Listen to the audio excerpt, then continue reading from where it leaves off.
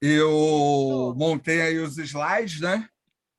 E aí, assim, à medida que vocês tiverem alguma dúvida, né, e tal, pode ir perguntando. Nós, né, tivemos aí umas 2 semanas, né, sem aula direta, né? É, a gente teve congresso, teve um feriado e teve congresso, né? Então, a gente ficou sem ter contato diretamente, mas a gente terminou falando dos profetas menores, né? Então, a ideia é continuar falando dos profetas, dando pelo menos uma visão geral, né, dentro dos livros, do objetivo de cada um dos livros, para que a gente possa saber o que trabalhar. Então, hoje eu vou fazer uma introdução ao profeta Isaías. Por quê? Porque Isaías é um dos profetas que é mais utilizado, né, até por causa da questão do Messias.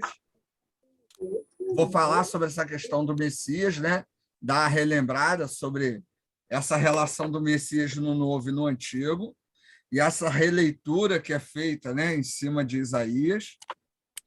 Tem alguns materiais, né, que você pode usar aí, né, sobre Isaías. Tira o som aí, ô Francisco. Está arriscando aí alguma coisa aí. Deixa eu... Pessoal, tá sem imagem para mim, tá sem imagem para. Agora que chegou a imagem. Imagem que é minha? Tá normal. Isso, não tinha imagem. Eu estou nas trevas? É o seu aí. Eu sou uma pessoa das trevas, eu estou por aí. Ó. Eu estou rodeando a Terra e passeando por ela. Qual é o livro que vai desapegar aí? Mostra aí. Não, aqui, então, o livro. Apareceu, Nancy? Aqui, ó, o livro é esse aqui. Ó. Vai Já tinha desapegar falado, desse, né? né? Sobre Esse a gente não Isaías. acha na livraria, não. Desapega. Não acho o quê? Já saiu? Não está editando mais, não? Não sei, pô. Desapega. Ih, desapega, é ruim. Pegado livro. Até uma dica, a Loyola está em promoção esse período aí. Um aluno do outro seminário até que me falou, até comprei uns livros lá. Tem livro assim, está quase 70% de desconto. Aí quem está com dinheiro sobrando aí ou ainda não estourou o cartão de crédito, quiser estourar... Tem ninguém com dinheiro sobrando. Esse livro é da Loyola? No site da Loyola. Tá. Aí vale a pena dar uma olhada lá, tem coisa boa lá, na parte de Bíblia, né? Sempre que eu entro assim, eu perco algum dinheiro. Então, olha lá que tem coisa boa lá. Tem livro, eu comprei um livro que o preço dele é R$ 25, saiu a R$ 9. Pô. Tem livros nesse nível assim, né? Então, é legal, né? Alguns que eu já indiquei para vocês, aquele Abraão e a sua lenda, Metodologia do Antigo no Novo Testamento, está entre R$ 9 e R$ 15 esses livros lá.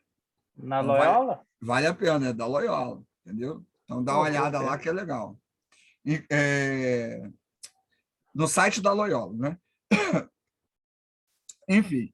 Então, hoje a gente vai ter essa visão geral sobre o profeta Isaías, né?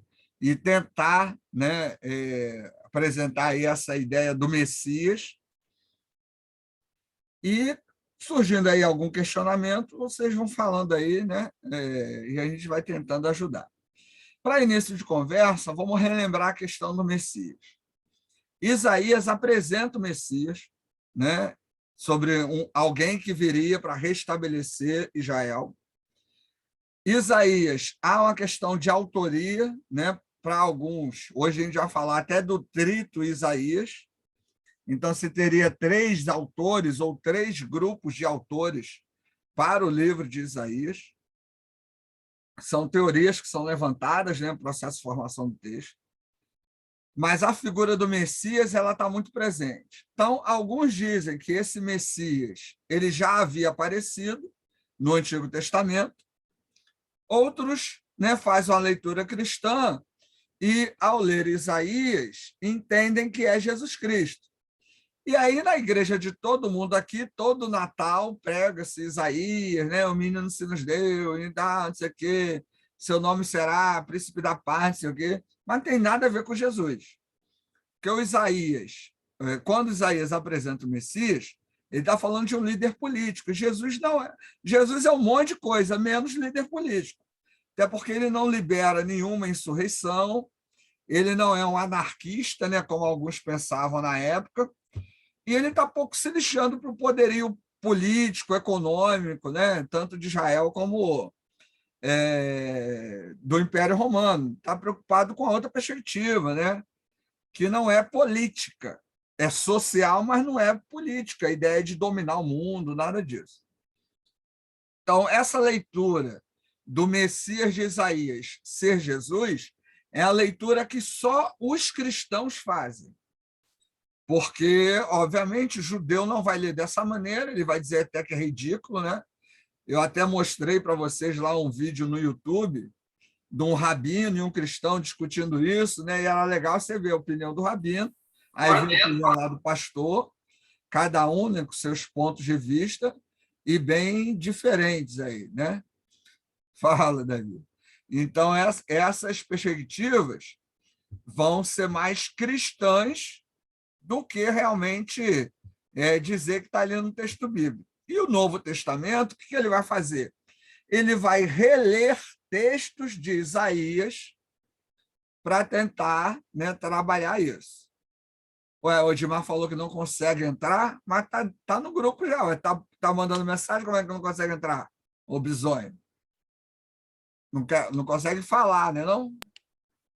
Não, já entramos, conseguimos. Ora, se está mandando mensagem, entrou no grupo. Ora, bisonhos.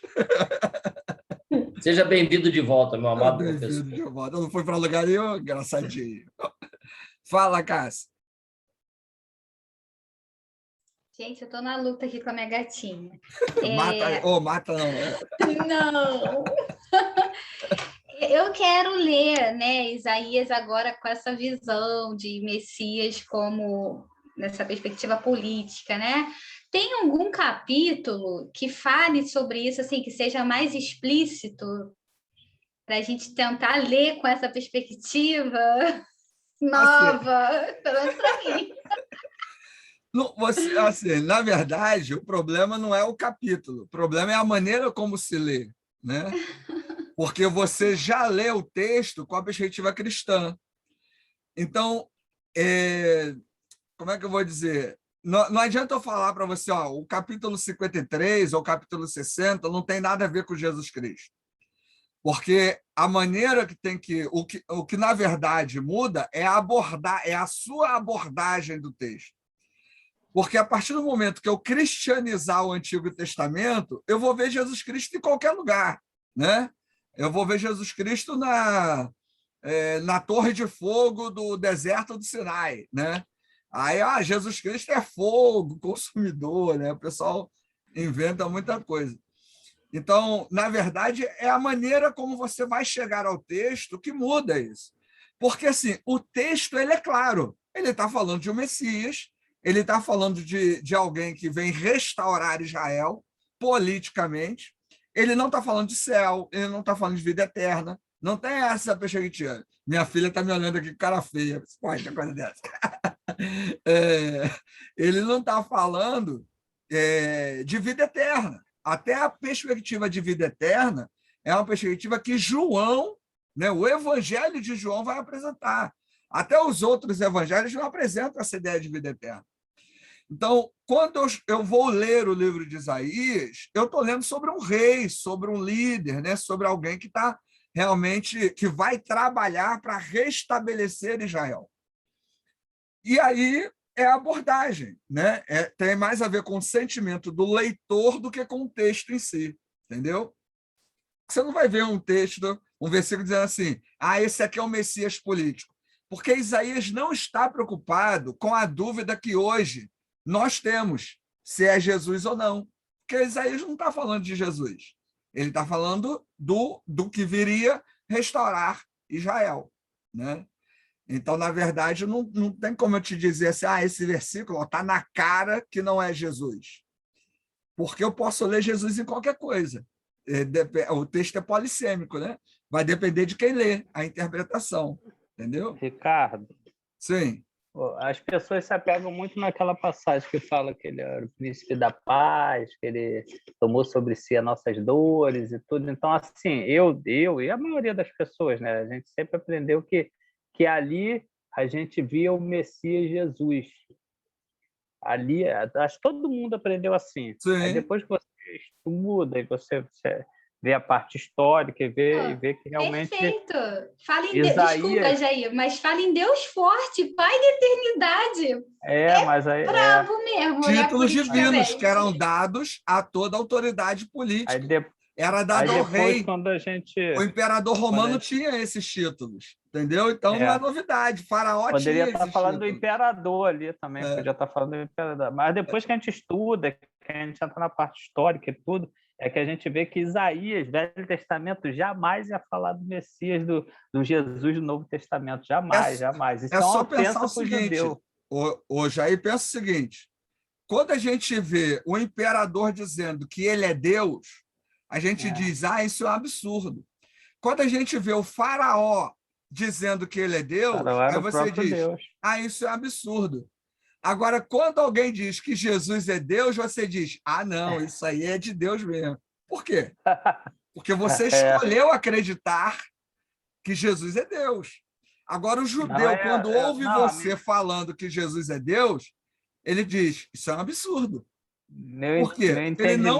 Ele não acredita nisso, entendeu? No entendimento que Isaías não estava falando do Messias Jesus, para mim foi mais, assim, vamos dizer, um pouco mais fácil, falando da parte histórica, assim. Então eu li bastante, pesquisei tudo, aí eu vi que não tinha como Isaías estar falando do Messias que a gente conhece no Novo Testamento, é isso. Uma sugestão que eu daria é a seguinte, tenta ler os capítulos, em vez de ler os versículos soltos, tenta ler os capítulos inteiros, né? Porque às vezes a gente se pega muito ao versículo. Por exemplo, esses versículos que que o Jair citou, são versículos que você usa em todo Natal, né? Aí o pessoal lê lá Lucas 4, né? Diz que a leitura é a releitura de Isaías, mas na verdade você não consegue encontrar o texto que Lucas cita e coloca na boca de Jesus, ele está aqui, na Septuaginta. Mas ele não está aqui no texto massorético.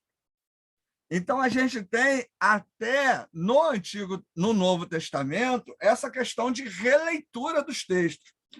O Novo Testamento, ele cita diretamente a Septuaginta. Ele não cita o texto massorético. E existem algumas diferenças, né, desses textos. Boa noite, professor. Opa, fala aí.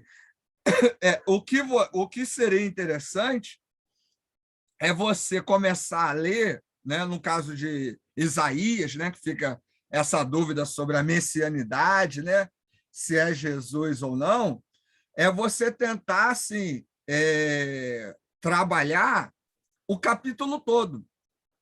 Ver os capítulos anteriores e posteriores, você vai ver que o contexto apresenta uma ideia muito distante da pessoa de Jesus que nós cremos. É só pensar o seguinte, Jesus ele nasceu pobre. Jesus ele é apresentado como Deus e Filho de Deus. A pregação de Jesus é sobre o reino de Deus. O que é o reino de Deus para Jesus? É um reino que abraça a todos e todas. Homens, mulheres, crianças, escravos, livres, estrangeiros, judeus e não judeus. Jesus, em Marcos 10, é apresentado como o diácono, como aquele que veio servir e não ser servido. O verbo que ele apresenta ali para servir é o diaconel, que tem a ver com essa ideia de serviço.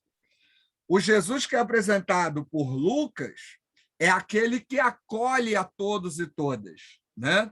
As bem-aventuranças em Mateus e em Lucas têm as suas diferenças e apresentam um valor ético do reino de Deus onde eu tenho que me desapegar, onde eu luto pela justiça, pela fraternidade, onde o pobre é feliz nesse reino, onde todo mundo está igual. Agora, o Messias do Antigo Testamento, ele é um rei dominador. Ele é um rei que vai colocar Israel acima dos outros reinos. Ele vai restabelecer o poderio de Israel. Então, se eu comparar a maneira como Jesus é apresentado no Novo Testamento e a maneira como o Messias é apresentado no Antigo Testamento, são pessoas diferentes, né? Só por isso aí é diferente. O que o Novo Testamento vai fazer é reler a pessoa do Messias do Antigo. Mas não só Isaías, né? Todos os profetas messiânicos, eles fazem essa apresentação do Messias como um rei, né? Que vai restabelecer Israel. O domínio é de Israel, não é de todos, né? O domínio não é só para um grupo, é para todos. Fazer essa diferença nos ajuda a manter a distância. Isso não quer dizer que vai chegar agora dezembro, o pastor de vocês vai chamar vocês para pregar, aí vai dar o texto lá de Isaías. Aí você vai chegar na sua igreja e falar: isso aqui está tudo errado, não tem nada a ver com Jesus. Não é isso que você vai fazer, né? Você escolhe outro texto e prega sobre Jesus no Novo Testamento. Você não vai desconstruir, né, ninguém por causa disso. Mas você, assim, já é legal você já poder trabalhar essas diferenças, né? Em vez de trabalhar um versículo isolado, se você ler todo um capítulo, você vai ver que o contexto é outro, né? Fala, Edmar. Fez a barba, Leão Edmar? Isso aí. Fiz a barba. A mulher mandou Ela tirar. tá igual crente, né, irmão? Isso aí, que crente não usa barba. Entendeu? Aí. Então, no período de Jesus, tem aquele questionamento. Qual lá no Jesus? final, O da fé ou o histórico? da fé. Tô brincando. Calma, Cássio. Lá em Mateus 24, quando eles perguntam para ele quando é que seria restaurado o reino de Israel, isso é mais uma questão do autor, colocar aquilo ali para fazer alusão ao Messias, ou era uma questão realmente que havia esse questionamento naquela época lá em relação a Jesus? Eu vou dizer uma coisa para vocês. Eu falei isso na aula de Novo Testamento, sexta-feira. Falei isso na minha igreja também. Que eu tô terminando, comecei Atos, né? Aí em Novo Testamento, e na minha igreja, domingo, eu vou começar o estudo de Atos. E eu vou falar uma coisa. Em Atos 1, é o texto onde os discípulos tem opa, é isso que ele é. Porque até a morte de Jesus, os discípulos achavam que ele era um Messias político. Em Marcos 10, os discípulos estão brigando assim: quem vai ficar à tua direita no teu reino? Quem vai ter o lugar especial? Jesus fala assim: vocês não entenderam nada. Poxa, vocês estão um tempão comigo e não entenderam nada ainda. No meu reino, os últimos serão os primeiros serão os últimos. Aquele que quer ser servido vai servir. É o contrário, isso aí é para esse mundo. Nesse mundo, as pessoas buscam liderança, né? Buscam poder. No meu mundo, não. No meu reino, não. E aí Jesus está pregando isso constantemente, falando isso. Faz milagre, ninguém está nem aí para os milagres de Jesus. Aí Jesus prega, aí Jesus acolhe a mulher, Jesus toca no esquife, Jesus faz um monte de coisa, ninguém está nem aí. Aí ele morre. Quando ele morre, o que o pessoal faz? Se esconde ou foge. Porque o Messias morreu, acabou, aquela perspectiva acabou, né? Não tem mais, o reino não vai acontecer. Aí, onde eles estão escondidos, Jesus aparece, fala: eu voltei, não sai daqui, porque vocês receberão poder para ser minhas testemunhas em Jerusalém, Samaria e até os confins da terra. Gente, é ali que eles, opa, Jesus não é aquilo que a gente pensava. E aí Pedro vai fazer aquele discurso lá em Atos 2, né, que é simbólico, né? Vou falar simbólico, tá? É simbólico, né? Criado por Lucas ali, para apresentar... Usa a expressão correta. Simbólico. Não, simbólico. Não, aquela que vem no seu coração. Não, fala simbólico. aquela que vem no seu coração. Não começa lá. Para falar do início da igreja. Então, os discípulos achavam que Jesus ia acabar com todo mundo. Por que Judas entrega Jesus? Há uma teoria de que Judas e Jesus tinham um acordo. É uma teoria de que Jesus e Judas tinham um acordo. Jesus combina com Judas de que ele ia lá entregar Jesus, e quando os soldados viessem prender Jesus, o que Judas estava pensando? Agora ele vai chamar o povo para a revolta, para a rebelião, e aí vamos tomar o poder, e aí é o tempo de Israel. Quando isso não acontece, o que Judas faz? Ele pega e se suicida, né? Inclusive, existem textos falando sobre isso, né? Textos apócrifos que falam sobre isso. E aí a gente tem nos evangelhos canônicos colocando Judas como mal. Mas por que Jesus fala assim? Vai, meu amigo, faz o que tem que fazer. Cara, pensa nisso. Jesus fala assim, aquele que botar a mão no prato comigo é o que vai me trair. Aí Judas coloca. Aí os outros apóstolos olham para o Judas, é você, né? E deixa o cara partir, sem mais nem menos. Então, a história é construída de maneira estranha, né? Então, não só Judas, como todos os outros apóstolos, eles viam Jesus com a perspectiva do Antigo Testamento, né? Em Atos, é que a coisa, dá aquela, opa! E aí os caras começam a pregar, começam a fazer aquele monte de coisa, né? E aí vem um monte de coisa e a igreja começa a acontecer. Então, os seguidores de Jesus achavam que ele era o cara do Antigo Testamento, o que não foi. Jesus não era o único Messias, tá? Inclusive na época dele. Existiam muitos outros movimentos messiânicos. Não dá nem para dizer que Jesus tinha um movimento messiânico, porque não tinha. Porque ele não protestou, não lutou contra ninguém, não reivindicou nada, né? Mas existiam muitos outros movimentos messiânicos na época de Jesus, o que era muito comum. Né? Aí, licença aí, professor. Fala aí. É o Crispo. Pode passar. Fala. Professor, mas fala, nesse ponto aí, no caso, tem um texto, no caso, que aí eu precisaria de uma explicação no caso. Por exemplo, se não me engano, acho que em Zacarias, tem aquele texto de Zacarias 12 e tal, que ficou até muito conhecido aí, que fala sobre as 30 moedas de prata e aquela situação sobre essa questão de Judas aí, que dá a entender, né, no caso, essa traição aí mesmo, como uma traição legítima, no caso, não como algo planejado. Né? Então, olha só a expressão que você usou, dá a entender. Pensa o seguinte, tenta fazer um exercício, lê Zacarias todo e lê esse trecho. Dificilmente você vai ver Judas ali, entendeu? Qual é o nosso grande desafio ao estudar o Antigo Testamento? É tentar interferir menos no texto, né? Agora, a questão das 30 moedas de prata era um valor que é dado pelo Império de maneira assim, olha, o cara fez algo pelo Império, era um valor que já era normal, não era nada demais, não era nada além, entendeu? Então, alguns autores vão dizer que não é nada além. Judas não fez nada além.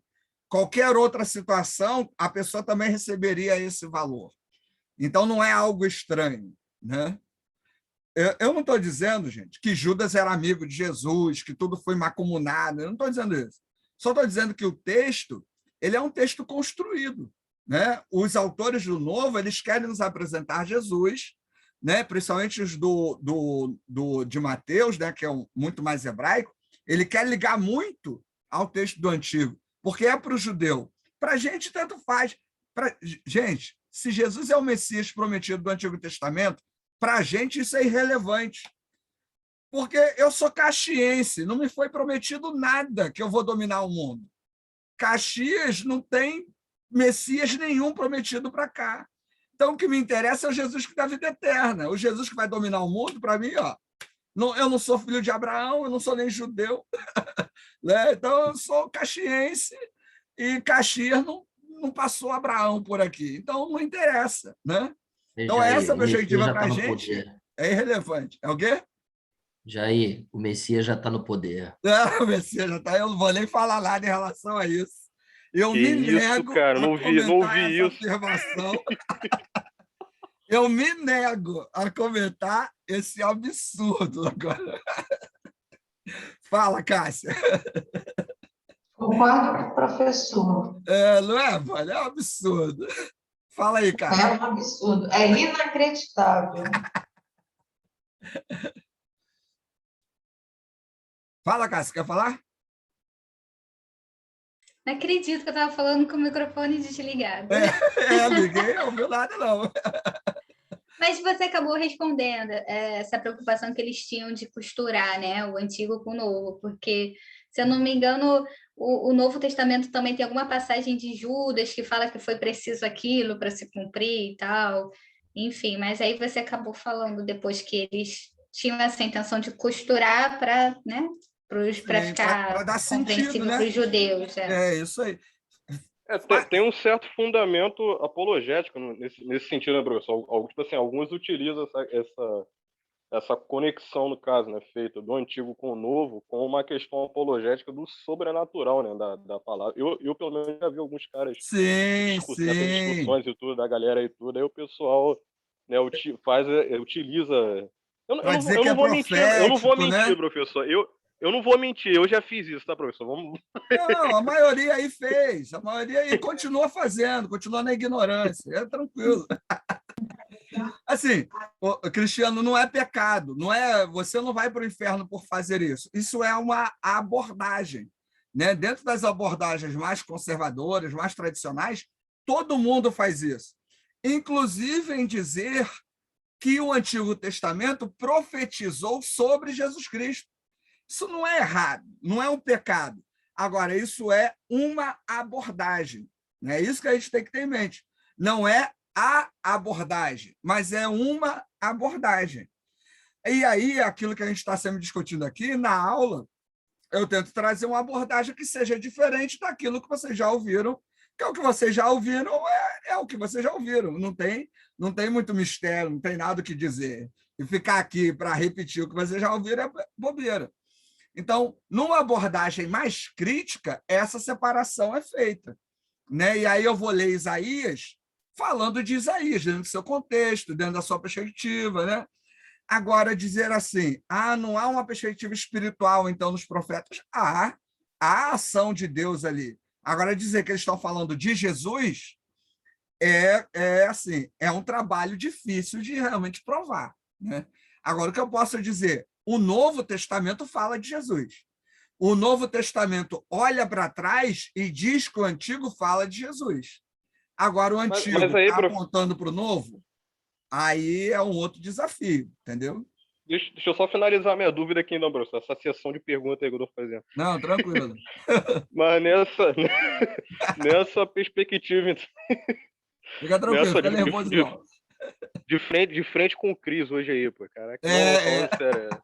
Mas nessa perspectiva, então, professor, quem seria, então, essa manifestação do Messias do Antigo Testamento, então, segundo essa abordagem crítica? Alguns dizem que seria Ciro, que foi alguém que conseguiu reunificar por pouco tempo, né? Mas que teria sido Ciro aí, né? Um rei, né? Que conseguiu aí, de alguma forma, trazer um determinado nível de estabilidade para Israel durante um curto período, mas teria trazido, entendeu? Mas, assim, são teorias. Outros dizem que não se cumpriu. Cara, há anos atrás eu assisti uma entrevista do Ariel Sharon, um antigo primeiro-ministro de Israel, e ele dizia que ele era o Messias prometido do Antigo Testamento, que ele estava restabelecendo a terra de Israel, a terra prometida para os judeus. Então, cara, eu achei aquilo fantástico, porque ele não estava numa sinagoga, ele não estava numa igreja, ele estava dando a entrevista. E ele falou, eu sou o Messias que estava prometido nas Escrituras. Eu consegui restaurar Israel novamente. O judeu ainda está pensando nisso.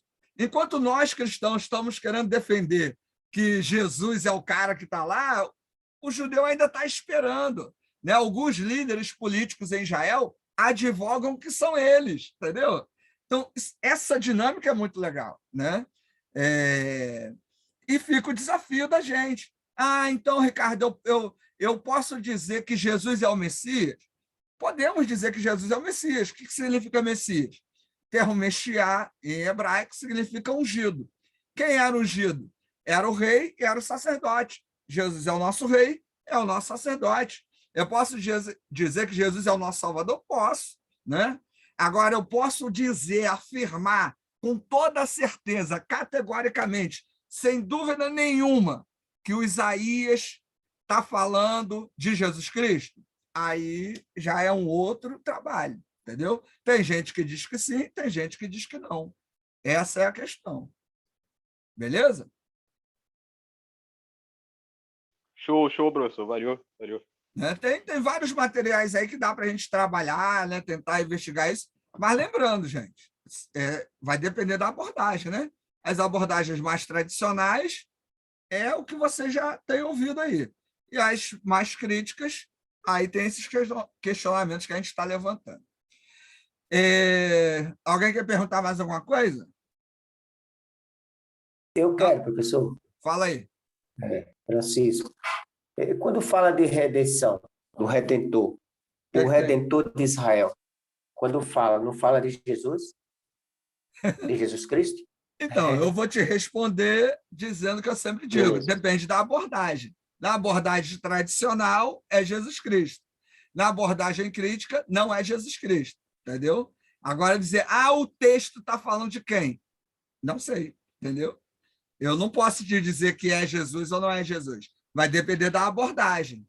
Porque esses termos, Francisco, Redentor, Príncipe da Paz, Príncipe de Luz, né? Esses títulos eram dados aos reis, eram dados aos imperadores, aos faraós, eram dados aos líderes políticos. Inclusive, é dado a perspectiva política divinizante, inclusive é o nosso presidente no Brasil. Tem gente que diviniza ele. Tem gente que diviniza o Lula, né? Então, assim, isso é muito comum. Então, não dá para dizer que o simples uso de um título está se referindo a Jesus. Esses títulos eram usados para líderes políticos também, né? Faraós, imperadores, ditadores, todos usam essa ideia de que Deus escolheu, né? Quando você ouve alguém dizendo assim, não, porque Deus me escolheu. Tem pastor que diz isso. Eu estou nesta igreja porque Deus me escolheu. Então, ninguém pode vir contra mim porque eu sou ungido do Senhor. Tem pastor hoje que fala essa besteira. Então, é muito complicado usar o título para dizer que só porque está esse nome lá é Jesus. Entendeu? Tá bom. Beleza? Mas quero dizer o seguinte, não, pastor, mas eu acredito que Jesus é o Messias falado lá em Isaías. Beleza. É uma abordagem, não é a abordagem, né? É que ele dá 13 vezes, ele dá esse título. Ele fala desse título. Título por título. 13 vezes. Isso não quer dizer que é Jesus. 13 é até um número de azar, né? Então, eu nem usaria. Tá bom, professor. Valeu. A cabala é melhor não usar, né? Ele gosta de desconstruir os fundamentalistas. Não desconstrói, não, rapaz. Falei nada, É na Bíblia Católica que a gente vê a divisão de Isaías em 3 partes, bem notória, assim. Qual Bíblia? Depende. Tem eu tenho uma Bíblia pastoral então, católica, que ela faz a Bíblias divisão. que tem a perspectiva mais tradicional, entendeu? No catolicismo também tem essa questão, uma leitura mais crítica, uma leitura mais conservadora. Vai depender do tipo de Bíblia, do tipo de editora, entendeu? Não é toda a Bíblia católica que vai apresentar dessa maneira, não. Aí depois a gente lê na nossa com mais atenção, depois que a gente vê que é dividido em 3, aí a gente consegue perceber uma diferença, que realmente Mas são cada 3 Bíblia, autores diferentes. Mas cada Bíblia vai ser diferente, porque cada Bíblia vai ter um grupo de compiladores, de tradutores, entendeu? Vai cair aí a reunião, vamos sair e entra no mesmo link aí para a gente continuar, tá? Mesmo link.